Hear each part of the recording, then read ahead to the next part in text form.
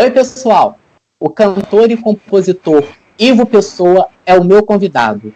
Dono de uma das vozes mais bonitas da música brasileira, Ivo ficou nacionalmente conhecido ao participar do programa Fama, em 2004, na TV Globo.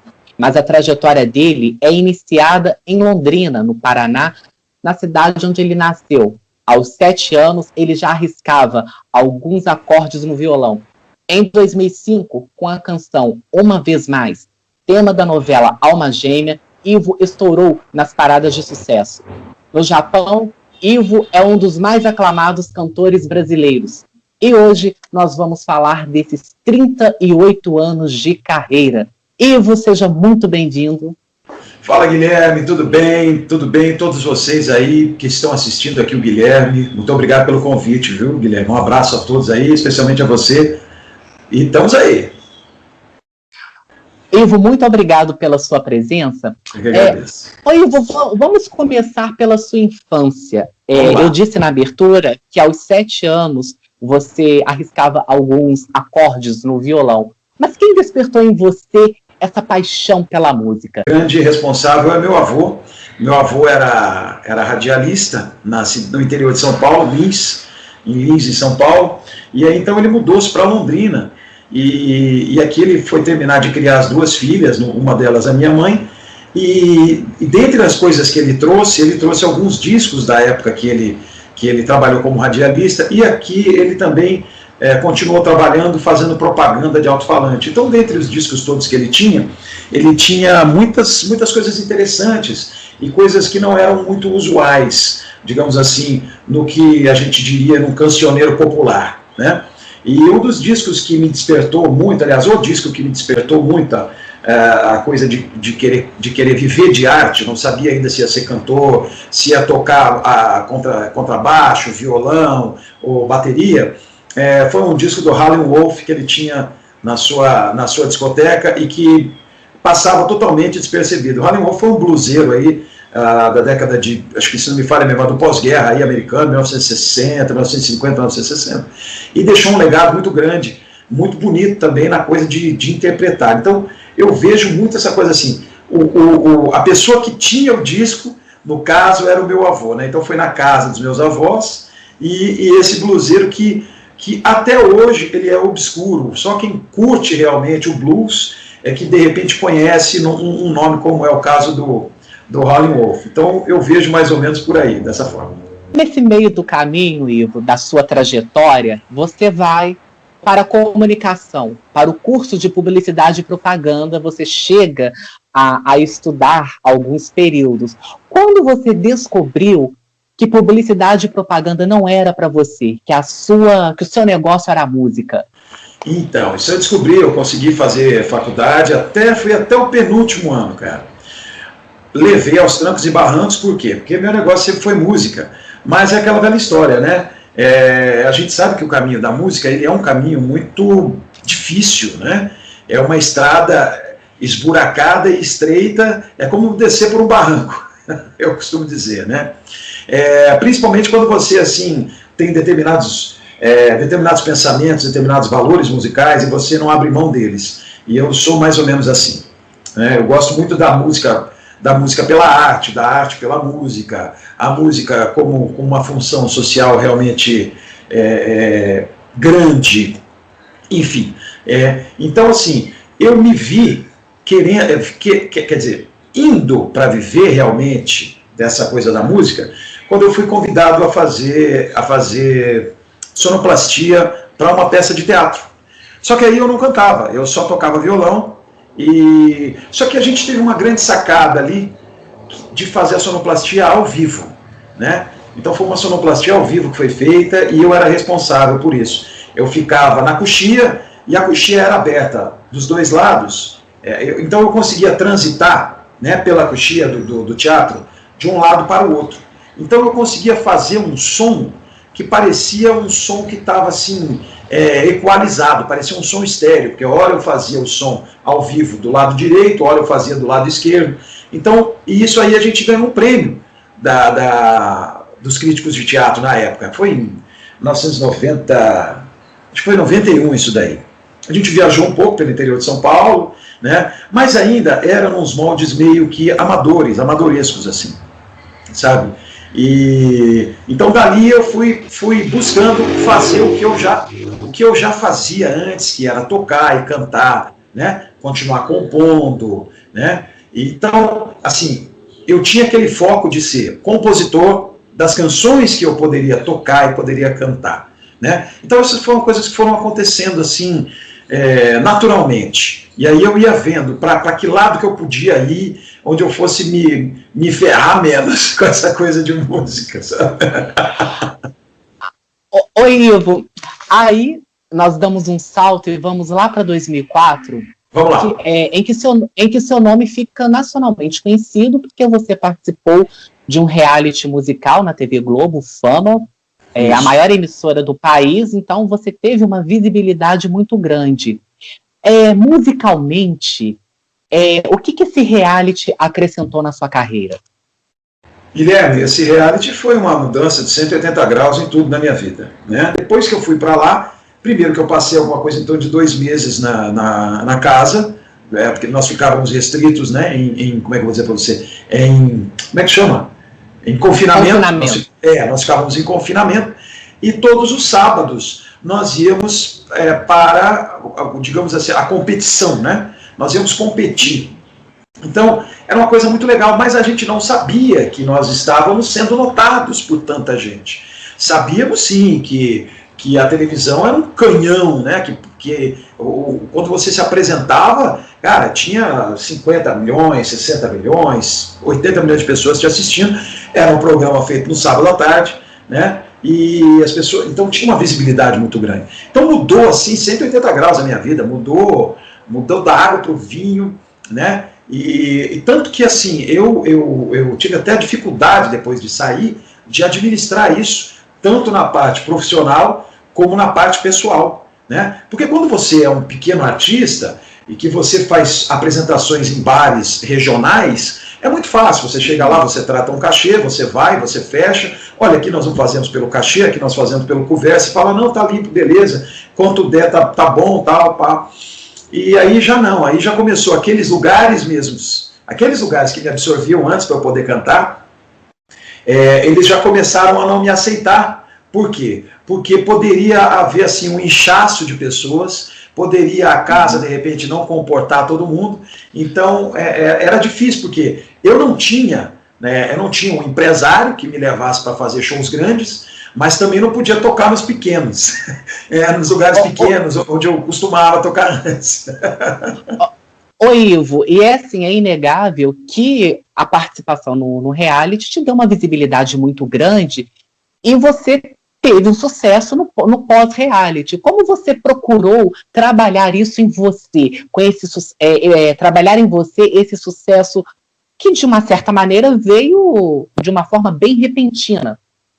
Repentina demais, né? Você vê que assim, a gente tinha a preparação para tocar nos lugares pequenos e de repente eu fui convidado a gravar essa trilha, né, de novela. Então eu fiquei assim, como é que eu vou dizer para você, extasiado, boquiaberto com as coisas que começaram a acontecer comigo, porque chegou um momento em que eu não podia sair na rua. Chegou um momento, não foi durante um período tão grande assim, mas chegou um momento que eu não podia sair na rua, e principalmente na época da novela. Na época da novela eu fui passar uma temporada no Rio de Janeiro e fui morar lá, né? Eu fui morar para lá porque começaram a acontecer algumas coisas e eu falei, eu não posso perder a oportunidade de estar aqui, porque eu já não era mais um garoto, né? Eu já estava com 34 anos, já tinha um filho para criar, e eu falei, eu tenho que estar aqui para que surjam mais oportunidades para mim. Não querendo desmerecer a minha cidade nem nada, que é um lugar maravilhoso, um lugar incrível, onde eu sempre toquei e cantei, né, antes, né, mas eu falei, não, agora chegou a hora da gente buscar coisas maiores, né, para quê? Para continuar brilhando lá, quando falarem o nome da nossa cidade, pá, então você pensa em tudo isso. Mas realmente, cara, foi assim, difícil de absorver tudo isso, difícil de administrar. E você ficou com algum receio de ser conhecido como ex-participante de reality, ou isso não incomodava você? Olha, isso acontece. Eu nunca tive esse receio. Eu nunca tive esse receio de ser um ex-participante de reality, porque eu sempre fui um cara assim, muito bem resolvido, sempre tive assim, uma conduta muito minha, né? Mas existe um estigma, assim, nos cantores, nos artistas que participam de reality. Eu acho que até mais do que acontece com o pessoal do Big Brother. Tem muitas pessoas que acham que porque você participou de um reality musical, você foi para esse lado porque você não tinha capacidade para fazer a sua carreira deslanchar da forma que deveria ser, como os grandes cantores que começaram e que quebraram pedra e que ficaram na porta do teatro e que ficaram na porta das gravadoras e que ajoelharam no pé do produtor musical e me ajuda, pelo amor de Deus, me ajuda.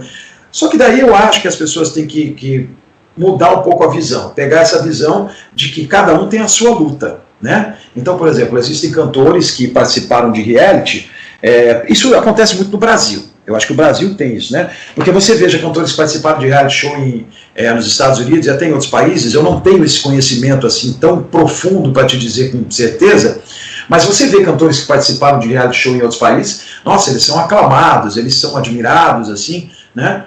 Pelo seu trabalho musical, né? Não por coisas que de repente vá fazer para, como é que eu vou dizer para você, para causar, para chamar os holofotes. Porque eu sempre fui muito essa coisa da música, né? Eu tenho que chamar a atenção do meu público pela minha música, não por algo que transcenda isso, né? Eu tenho que chamar a atenção pela minha música, pelas minhas interpretações, pelas minhas composições, por isso que eu quero ser um artista, né? Até, inclusive, Guilherme, eu quando fui fazer a inscrição do programa, na verdade, eu fui, assim, lógico, eu fui porque eu falei, pô, é verdade, mas a minha mulher que me incentivou. A minha mulher que me incentivou, falou assim, poxa, eu acho que você podia se inscrever, tá? A gente estava sentado no sofá, era de noite, e ela falou, pô, acho que você podia se inscrever num programa como esse aí, eu acho que o pessoal ia gostar de ouvir você. Eu ouvi aquilo que ela me falou, eu falei, será? Eu falei, lógico, não, você já tem, o que pode acontecer? E aí eu fui, cara, eu vou te falar, hein? Eu me inscrevi porque eu tinha certeza que eu não ia ser chamado. Eu tinha certeza que eu não ia ser chamado. Absoluta. Porque eu era totalmente fora dos padrões, né? Eu era um cara que gostava de cantar blues, eu tinha um duo, na época eu tinha um duo de blues, éramos em 2 instrumentistas, 2 violões e eu que cantava, e a gente cantava coisas assim, não era nem lado B, cara, era lado C, né? Coisas de John Lee Hooker, B.B. King, Buddy Guy, sabe? As coisas mais conhecidas que eu cantava na época era coisa do Elvis, e Rolling Stones, Beatles, né? Então eu falei, jamais que esses caras vão me chamar para fazer alguma coisa. Tomei na cabeça.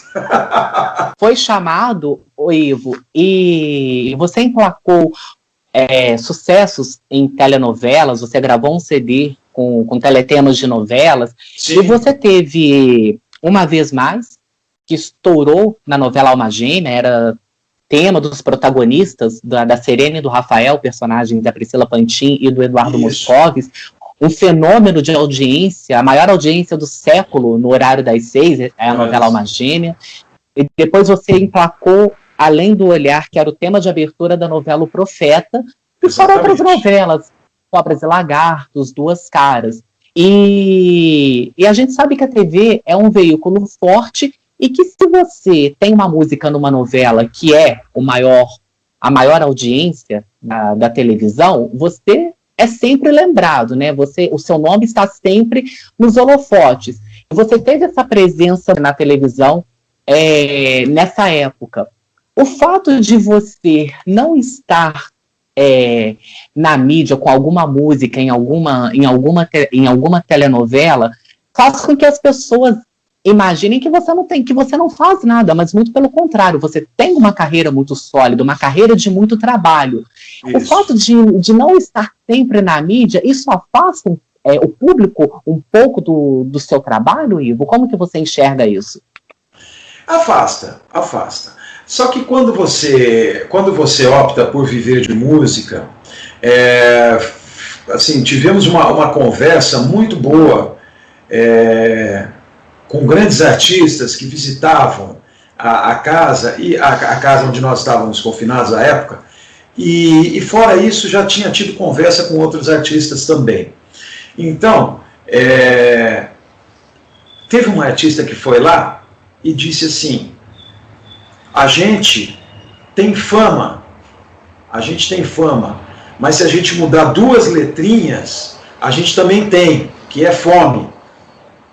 E aquilo bateu em mim assim, eu falei, nossa, é verdade, porque a vida do artista, ela não é só essas 1000 maravilhas. Então, assim, não é que é a fome de você ficar sem comida, é a fome, de repente, daquele artista que vai ter um ego muito inflado. Então ele precisa do público. Eu já vi artistas deixarem a carreira artística, partirem para outros campos, porque começaram a não mais ser reconhecidos, a não mais ser chamados para fazer eventos ou para fazer qualquer outra coisa. Eu já vi artistas assim falar: eu não quero mais isso para mim. Isso não serve para mim, eu não sei lidar com isso. Então são coisas que você tem que ir se lapidando, pedindo sempre a Deus para te ajudar, falar assim: ô Senhor, vai trabalhando no meu coração para que eu consiga aceitar as verdades imutáveis, para que eu consiga aceitar tudo que acontece, porque do mesmo jeito que tem muita coisa boa na vida do artista, também tem muita coisa estranha de se aceitar. Por exemplo, você está sendo julgado a cada acorde que você faz, a cada nota que você emite cantando. Então o artista passa por esse julgamento o tempo todo. Às vezes a gente pensa que está fazendo uma música tão bacana, tão legal, né? Às vezes até injetou-se um patrocínio de mídia naquela música, mas as pessoas não recebem bem aquela música. Então tudo isso o artista tem que saber, ele precisa saber que ele está suscetível a tudo isso. Agora, eu pessoalmente, o Ivo, né? O Ivo pessoa como pessoa, eu não tenho essa, como é que eu vou dizer para você? Eu não tenho essa preocupação, sabe? Por quê? Porque eu vejo muito a música e o viver de música como meu ganha-pão. Eu vejo como meu ganha-pão. Eu não preciso, quer dizer, eu não tenho essa necessidade espiritual ou essa necessidade assim, de holofotes, né? Eu gosto de chegar, como foi quando eu trabalhei no Japão, foi muito bacana. Eu chegava nos lugares... Então, já que você deu o gancho do Japão, já vou fazer a pergunta. Pode fazer. Aí você vai para o Japão com a sua família, você mora lá por 3 anos, você ganhou prêmio no Japão. Sim, como que os japoneses receberam a sua música? Rapaz, o japonês é um povo incrível, é um povo maravilhoso, é um povo que tem ele tem assim uma paixão pelos artistas de outras nacionalidades. Ele gosta muito dos artistas deles lá. Eu, inclusive, conheci um tipo de música que só se faz na ilha de Okinawa, né? E eles são entusiastas com a música que se faz em Okinawa. Mas quando vem artistas de fora, eles são muito, muito, muito receptivos, eles são muito calorosos, sabe? Então eles gostam muito. E eu achei muito interessante que eu tive lá, a primeira vez que eu tive lá foi para fazer um Brazilian Day. E nesse período que eu estive 3 vezes, eu fui 2 vezes e depois eu voltei para morar, né? Quando eu cheguei lá, eu fui fazer o Brazilian Day, e aí então tinha um crítico de música japonês que queria muito falar comigo. Aí eu estava no camarim, e aí veio um segurança e falou assim: olha, tem um crítico de música japonês insistindo que quer falar com você. E disse que você está num livro que ele escreveu. Eu falei: ué, deixa ele entrar. Deixa ele entrar, lógico. Aí veio o crítico de música japonês, com mais um tradutor, porque eu apesar de ter morado no Japão, eu não consegui aprender a falar o japonês, né? Porque é muito difícil, eu bato palma para quem fala japonês, que é uma língua difícil. E aí então ele me entregou um livro, onde ele elencava naquele livro as mais belas vozes do Brasil, e eu estava lá no meio, fiquei muito agradecido, falei: nossa, que maravilha. E um livro para japoneses, não era um livro para turista, não era um livro para brasileiro. O livro estava todo escrito em kanji, né? Ele estava todo escrito em idioma japonês, e era um livro para os japoneses, era um livro que está nas livrarias japonesas, nas universidades japonesas, né? Então isso foi muito interessante. Aí eu fiz uma temporada de show lá, depois eu voltei, fiz mais 2 meses de show, rodando por todo o Japão, e aí então eu recebi o convite para morar, e eu fui morar no Japão, e aí a minha condição era que eu pudesse ir, mas levar a minha família, né? Para uma experiência assim, totalmente diferente de tudo que a gente já tinha vivido. Ô Ivo, você tem uma música chamada Entre Aspas, e eu peguei uns versos em que você diz: cheguei, ninguém me viu. Falei, ninguém ouviu. Mas nunca mais eu chorei. Eu só ando sozinho. É uma letra de sua autoria em que você fala sobre a vivência com seu filho João, que é autista. Isso. E você vê que esta música pode contribuir para a desconstrução de preconceitos em relação ao transtorno do espectro autista? Quando eu fiz essa música, eu fiz mais assim para... Era a minha forma de dizer a ele, eu amo você e nada vai me separar de você. O que você precisar de mim, eu vou estar junto com você. Só que eu quis dizer do meu jeito, né? Eu quis dizer da minha forma, usando as palavras dele mesmo. Porque isso que está colocado, cheguei, ninguém me viu, falei, ninguém ouviu, mas nunca mais eu chorei, é o que estava no diagnóstico que nos foi entregue, né? Eu quero que essa música faça esse papel mesmo. Eu quero que essa música faça o papel de deslindar esse preconceito e deixar esse preconceito para lá. Por quê? Porque são pessoas maravilhosas, são pessoas incríveis, são pessoas que têm uma inteligência muito grande, né? Até existe uma coisa chamada hiperfoco, né? Então são coisas assim que eles têm condição de trabalhar muito melhor do que nós, e às vezes até nos ensinar muita coisa. Eu aprendo muita coisa com meu filho é músico também, né? E meu filho hoje tem 17 anos. E eu falo para ele, eu falo assim, cara, eu com 17 anos não tocava 10% do que você toca.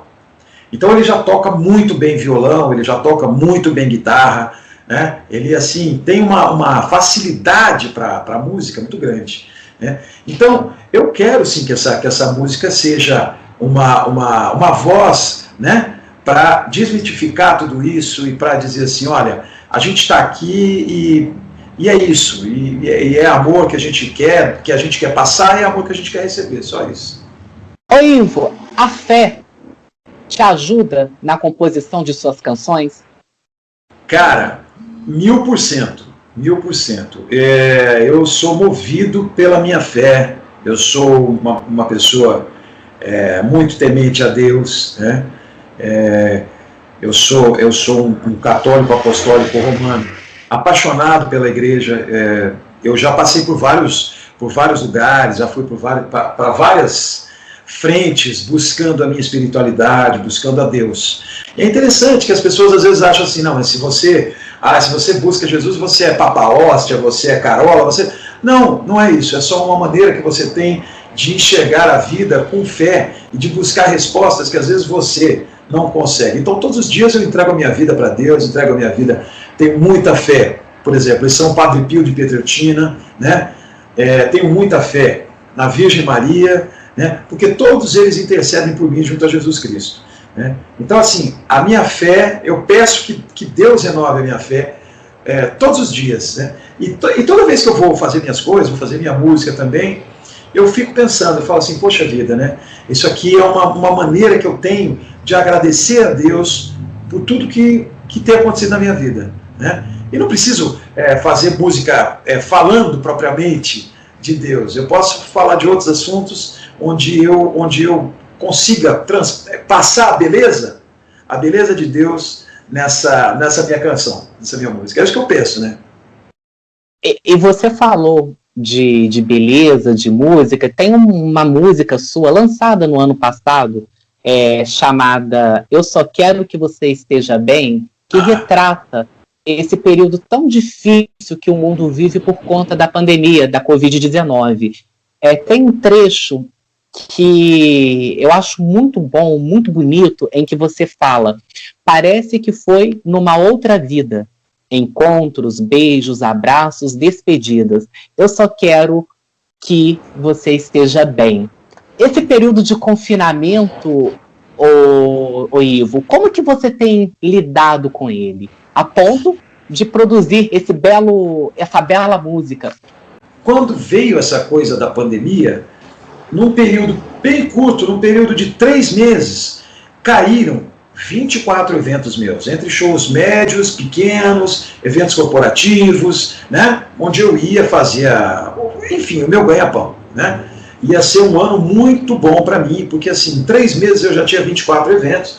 Imagina os próximos 3 meses como seriam, porque eu já estava fazendo contatos e tal. Então já estava sendo uma coisa muito boa. De repente tudo isso caiu, de repente tudo isso se tornou um problema, né? Não ter onde tocar, não ter como trabalhar, não ter como ganhar o meu dinheiro, tornou-se algo muito triste.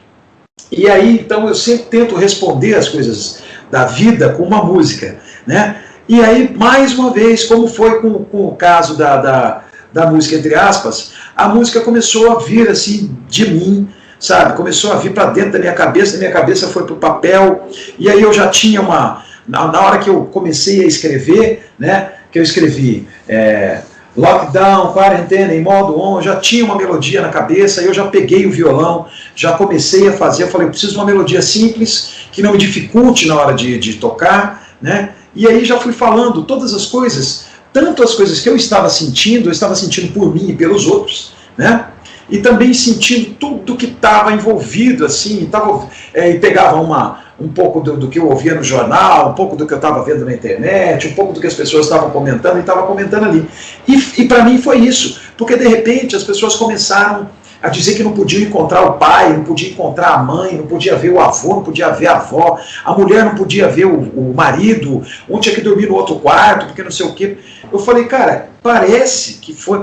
Sabe quando você fala assim, cara do céu, quando você encontra um amigo teu de faculdade, você fala, bicho, meu, nem parece que foi assim há tão pouco tempo, parece que foi numa outra vida, né? Que a gente esteve junto, que a gente estudou junto, né? Então eu quis fazer justamente esse link, né? Por isso que eu falei, parece que foi numa outra vida, encontros, beijos, abraços, festas, despedidas, porque as pessoas estavam sendo presas, as pessoas estavam sendo cerceadas do seu direito de ir e vir, de encontrar pessoas, e eu fiquei muito inconformado com isso, né? Por quê? Porque nós somos artistas, e tanto quem é o artista como a sua cadeia de produção artística, né? É a pessoa que trabalha com fotografia, a pessoa que trabalha com técnico de som, técnico de luz, os próprios buffets, os garçons, os restaurantes. Cara, nós começamos a passar um perrengue muito grande, porque aquilo é o nosso ganha-pão, né? Por exemplo, eu não tenho uma outra renda, né? Então, assim, eu preciso ir para um local, lá precisa ter público, aquele público é que vai me remunerar, né? Aquele público vai pagar e aquele público vai me dar o meu ganha-pão. Então eu falei, cara, agora perdemos. Como que vai ser? E como você imagina, Ivo, o cenário musical no pós-pandemia? Até conseguirmos voltar a algo que se pareça o que foi no passado, pessoas indo a shows, nós tendo a agenda, tendo como manter uma agenda cheia e tal. Então acho que as pessoas elas vão mais fazer essa coisa das lives, né? Então eu estou vendo dessa forma. Eu espero e rogo a Deus, né? Rogo a Virgem Maria que interceda por nós, para que nós possamos ter um